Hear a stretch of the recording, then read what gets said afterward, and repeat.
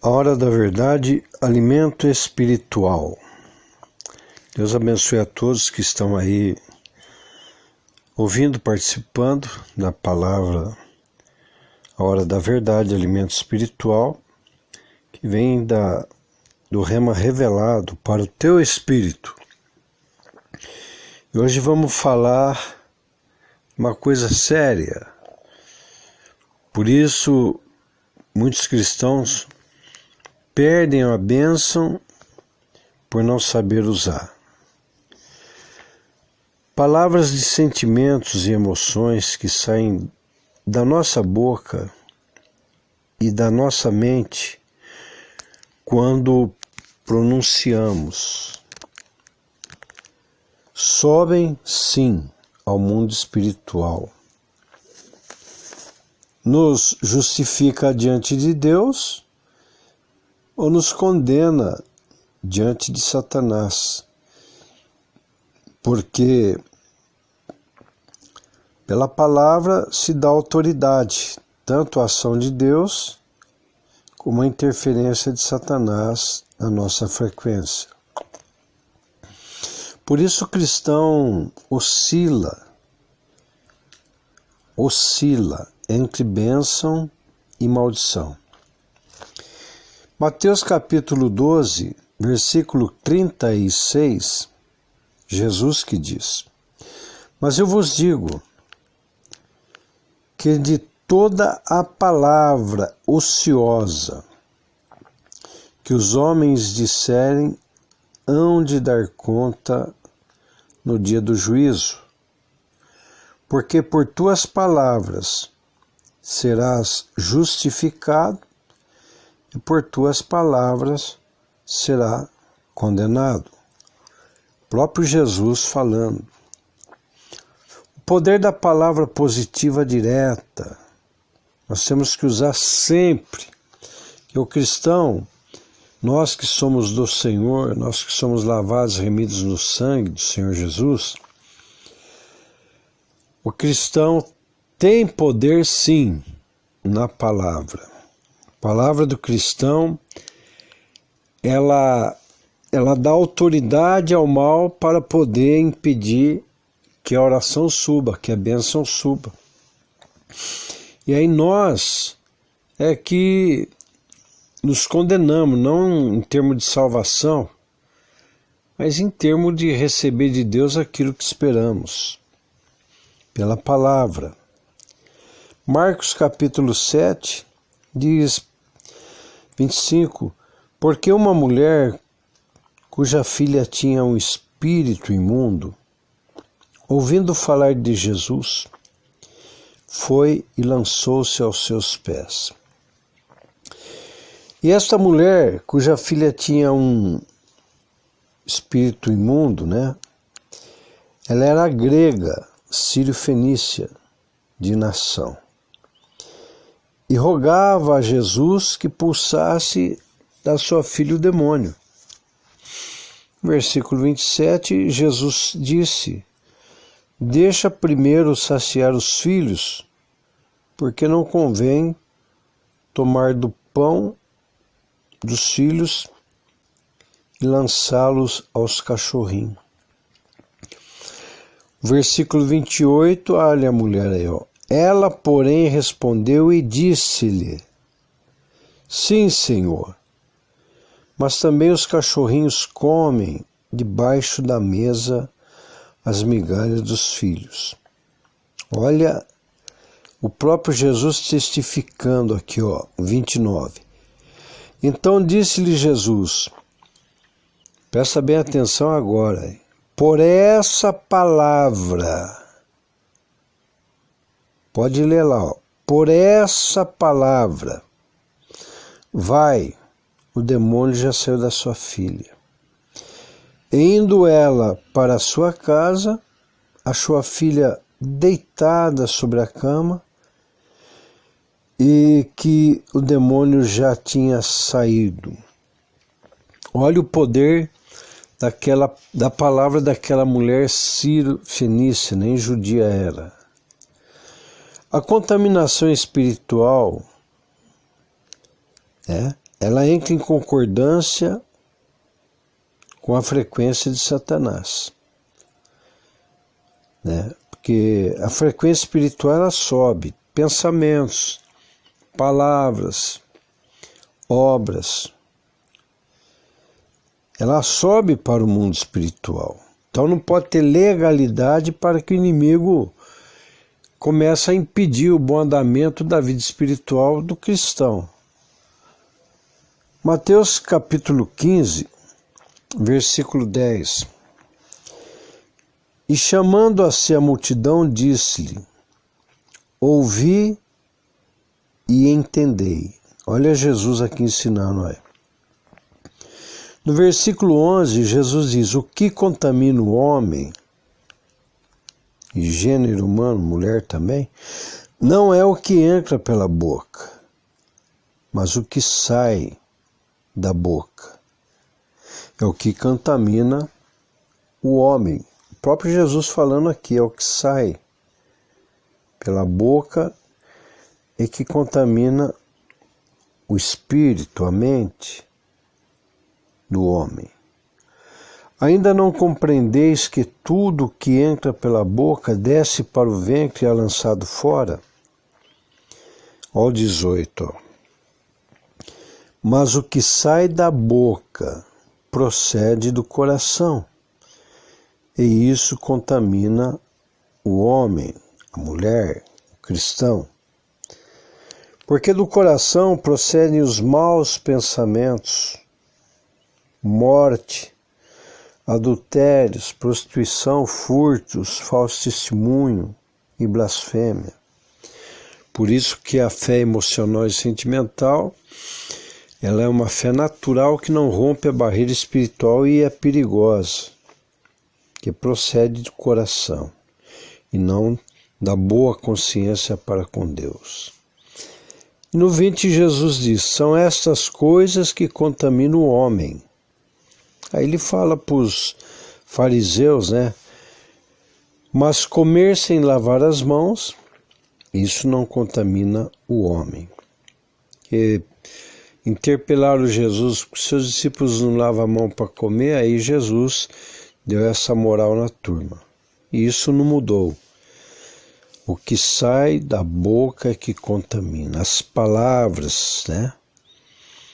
O próprio cristão, filho de Deus, lavado e remido no sangue de Cristo, tendo ciência do perigo da palavra que o abençoa e o amaldiçoa, tendo ciência, razão, mas não consciência, né?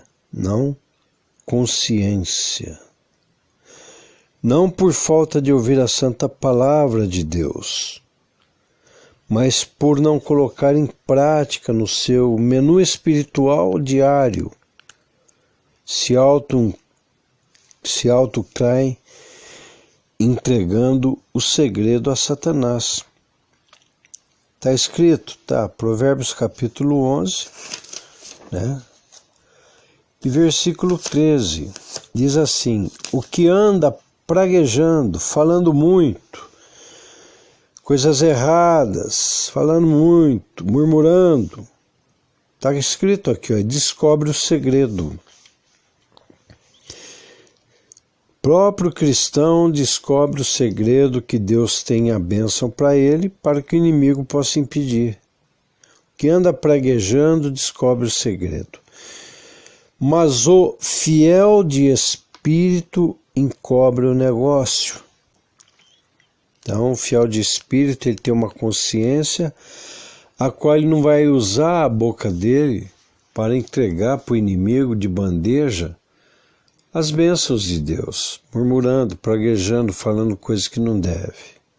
Palavra, né? E aqui, ó, atos e palavras destrutivas que impedem a bênção de Deus para o cristão. Vão aos atos: murmuração, infidelidade, arrogância, mentir e omitir, atos obscenos e ato de violência. E palavras, todas as palavras que geram incredulidade. Talvez, será, porém, não creio. E as murmurações também. Tiago capítulo 3, versículo 5 diz: assim também a língua é um pequeno membro e gloria-se de grandes coisas. Que é a língua fala, né? É a eloquência, o falar, grandes coisas, comunicação. Vede com grande bosque um pequeno fogo incendeia. Aí fala da língua. A língua também é um fogo, como mundo de iniquidade. A língua está posta entre os nossos membros e contamina todo o corpo e inflama o curso da natureza e o pior de tudo, é inflamada pelo inferno. Versículo 8 de Tiago 3. Mas nenhum homem pode domar a língua. É um mal que não se pode refrear, está cheia de peçonhas mortal. Versículo 9. Para a consciência nossa do cristão, para o alimento espiritual, tem que cair no espírito. Com a língua, com a boca, com ela, bendizemos a Deus e Pai. E quando não vigiamos, com ela amaldiçoamos os homens, feitos à semelhança e imagem de Deus. E o versículo 10, de uma mesma boca procede bênção e maldição. E aí o apóstolo Tiago, inspirado por Deus, diz: meus irmãos, não convém que isto se faça assim entre os cristãos. Então, como eu disse no começo, palavras. Então, é necessário que antes de falar alguma coisa, ter a consciência para agradar a Deus. E você vê que uma palavra dura, ela faz incendiar uma ira, uma cólera, uma contenda, uma discussão, né? Mas uma palavra branda aplaca o furor. Então, uma boa consciência para com Deus é, primeiro, pensar para falar, ser pronto para ouvir e tardio para falar. Porque depois que falar e vier as consequências, é complicado. O inimigo tira até a bênção que Deus tem reservado pelo que são ter jejuado, orado, buscado. E uma palavra brusca, o inimigo descobre, entra na frequência e trabalha para que demore a bênção. Então, uma palavra, diz lá em Provérbios também, que uma palavra dita no seu tempo certo, elas são como maçãs de ouro em salva de prata. Olha que coisa linda. E uma palavra dita fora de tempo é mesmo como pegar um travesseiro de alguém, mas feito em pena, enchido com pena. E aí essa pessoa sobe uma montanha e lá em cima rasga o travesseiro e voa a pena para todo lado. Porém, o dono do travesseiro foi atrás enquadrou a pessoa e falou: agora eu quero que você pegue pena por pena, porque senão você vai preso, vai pagar por ter feito isso pelo meu bem precioso, que era o meu travesseiro, onde eu repousava a cabeça.